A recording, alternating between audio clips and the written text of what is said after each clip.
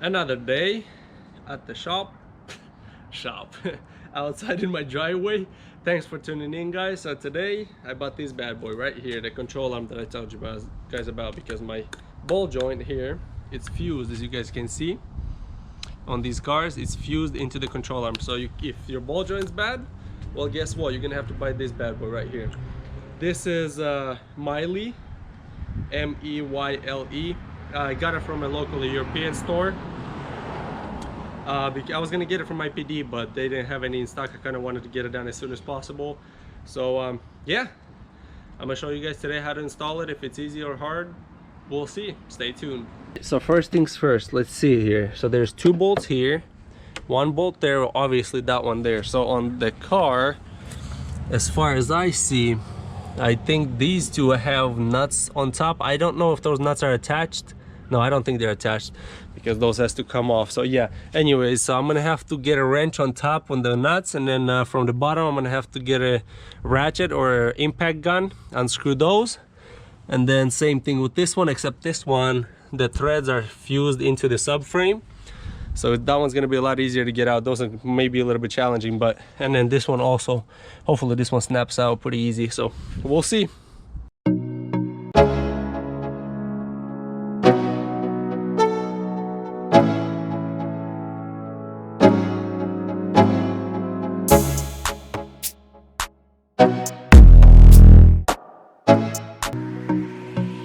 Oh yeah, and then don't forget to unscrew this little lever.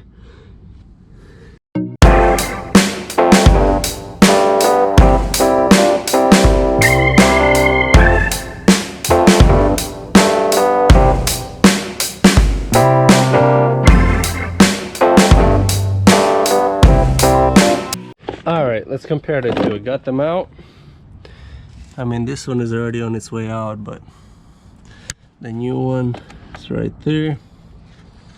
It looks pretty similar if you ask me, except look at this one. Look at that, how much play that got. I can literally move it.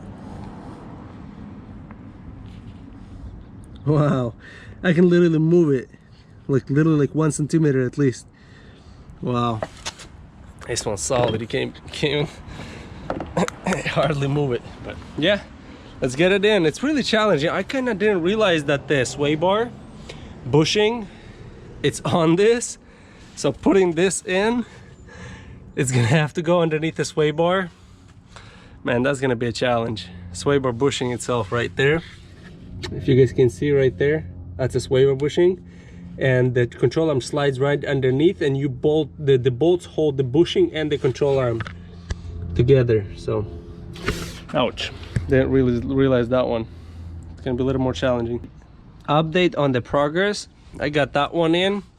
I had to get my tie rod out of the knuckle itself in order to move the knuckle out of the way, so I can position the control arm to put it in to get that bolt in.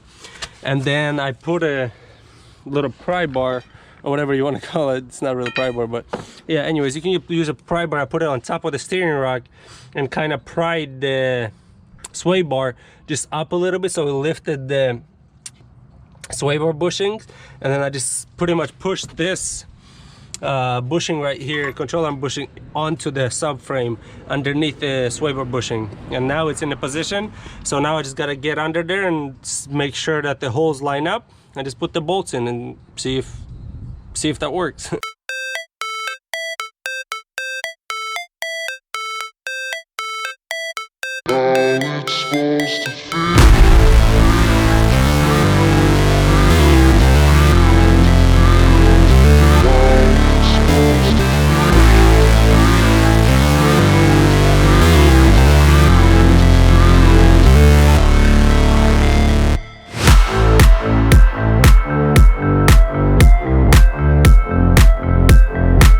Quite as smooth as I thought, but we got it in. We got that bolt tight there, this one tight on the ball joint, also those two with there on the sway bar and the control arm bushing there tight as well. It's right there, as you guys can see. It's pretty easy to do. I mean, I wouldn't say it's a complicated complicated job. I mean, it's between level 1 and 2 experience. I would say if you ever done anything on a car, you probably would be able to do this. It's not challenging on these cars. It's just the main part, you're gonna have to take the tie rod out of the knuckle, and then those are easy. You just put a wrench. I believe I used the 7/8 and 3/16 wrenches to hold the nuts on top, and from the bottom I just got an impact and it just took them out, those two, and then that one as well. And then on here I just used the wrench on the ball joint. So it's pretty simple. Same thing with this one here on the outer tie rod. So yeah, it took me, what time is it right now? Anyways, it's probably around, I would say, an hour altogether, and I wasn't in a hurry. I was just kind of working slowly, so probably took me about an hour to swap it all out, maybe less. So yeah, now that the control arm is in, we're gonna go for a test ride, see if that fixed the problem. Hopefully that did. We'll see if that was actually transferring the noise from right side to the left. It kind of felt like a little bit of noise, but I think that was just because the right side was so noisy. It was really clunking pretty bad. So we're gonna go for a ride and see if, you know, if that fixed our suspension clunking noise, and hopefully it did, and we'll go from there. Man, I can never get used to this. So nice. Although when I kind of sometimes turn, you hear that? The airbag squeaks a little bit against the, maybe it'll pass over time. We'll see. So now I'm gonna go for a ride. Take you guys along with me. You hear that squeaking noise? That's the steering wheel against the airbag. That's kind of annoying. It gets annoying sometimes. This road here next to my house isn't quite straight, so we'll see.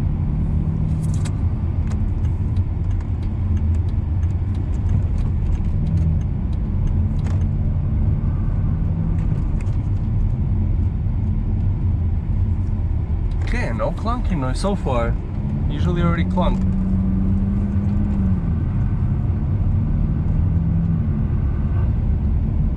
So far so good. Anyways, I'm gonna go for maybe 2 more miles around. I'm not gonna waste you guys' time. I'm gonna be back in 2 seconds for you guys, probably in 15 minutes for me. We'll see you guys later. I'll let you know how it goes. Well, I'm back. So I guess the car doesn't make no clunking noises anymore. The left, whatever I thought it was a little bit of clunking noise, was just because it was, you know, transferring along. So there's no noises, no clunking noises as I see so far.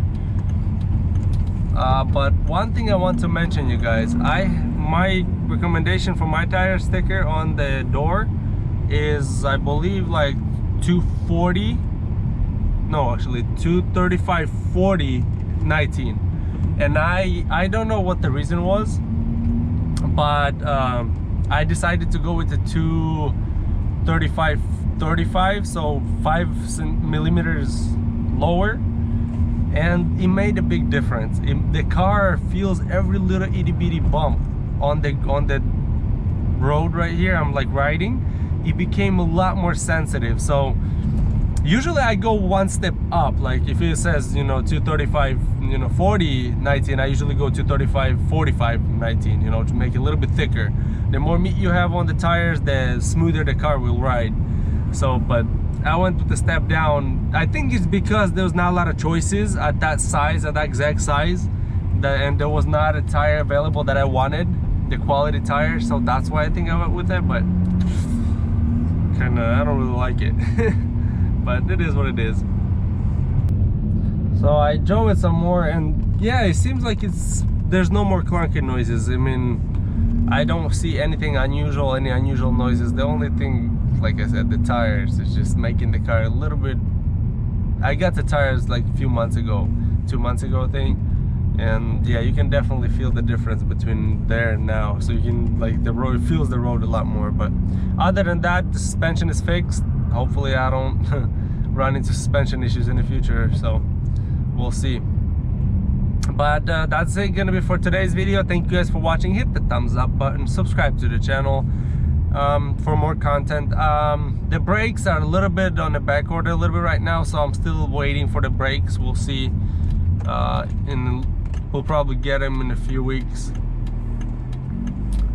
So once we do get them, I will make an unboxing video and show you guys how it looks, how the brakes look, and yeah, we'll do the installation video and see. I'll go and test it, tell you guys all about it.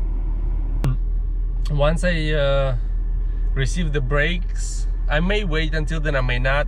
I'm probably gonna be ordering the Elevate intake manifold. If you guys see the aluminum intake that they have, I want to go also before that. I want to go dyno the car. I have to schedule an appointment on the dyno and see when they're available, because they have been pretty busy right now. So I'm gonna try to dyno it before, and then also I'm gonna send a report to Hilton. I'm gonna do a data log and then send him a report, see if he needs to make any adjustments with the intake, and then I'm gonna, if he's gonna make some, he's gonna make some, and then we're gonna go and dyno it afterwards. And I'm gonna tell you guys all the numbers before the intake manifold and after. And we'll see how that goes. Thank you guys for watching. Like this video, give it a thumbs up, subscribe to the channel, and as usual, see ya next time.